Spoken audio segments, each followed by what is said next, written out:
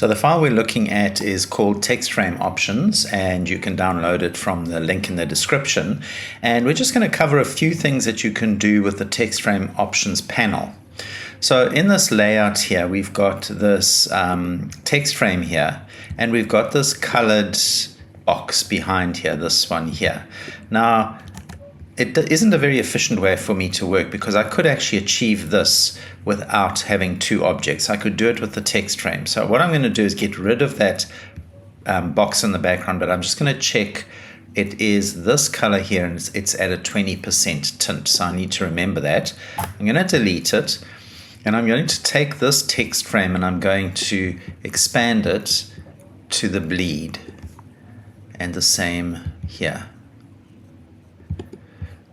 Okay, and then I'm going to go Object, Text Frame Options. The shortcut is Control or Command B. It's actually quite worth remembering that.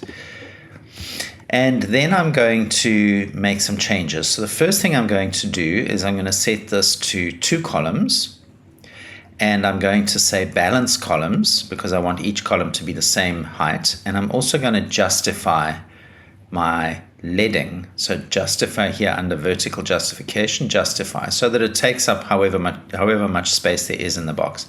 Then I'm going to adjust the inset spacing value. I'm going to unlink them so I can do each one on its own. So I'm going to do top first. I'm just clicking in there and I'm using my up arrow just to change it so that that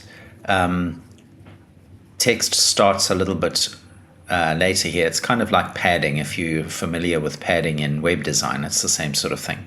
Let's do left. So we're going in 13 there, and I'll do 13 on the right as well. Okay, and then I also just need a few on the bottom, maybe 5 at the bottom. Okay. So now I've got a text frame that takes up that whole area, but the text only starts where the margins are. Now I can go to my fill color. I can either go here or in my properties panel here. And I'm going to make sure that I'm applying the fill to the frame and not the text. And then I'm going to choose that color and I'm going to set a 20% tint. Okay, so I've got the same result, but just with one object now, a text frame. And that is one of the values of being able to access your Control or Command B text frame options. Let's have a look at these objects at the bottom here. I'm just going to zoom in a bit.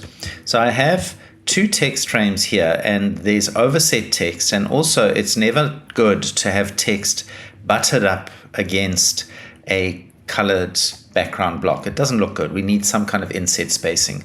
So let's deal with these, but let's deal with them together. So holding Shift, I'm going to select both of those text frames, Control or Command B, and I'm going to first of all change the height of them based on the content. So I'm going to go to Auto Size, and I'm going to change it to height only, and I'm going to set it to from the top down. So you can see that these now expand to whatever height the text is inside there. Let's go back to General, and now I'm going to change the inset spacing, but I'm going to link them together so that they all change to 2 millimeters. Okay, so that looks much better. All right, and then we have this one here, which is actually a group. So I'm going to double click to just select the text frame, and let's do the same here, Control or Command B. Let's set our auto sizing to height only from the top down, and then let's go to our inset spacing, and we'll set it to 5 millimeters. Okay, so that looks a lot better. And so the text frame options dialog box is actually quite critical when you're working with typography, and this is just a few of the things that you can do with it.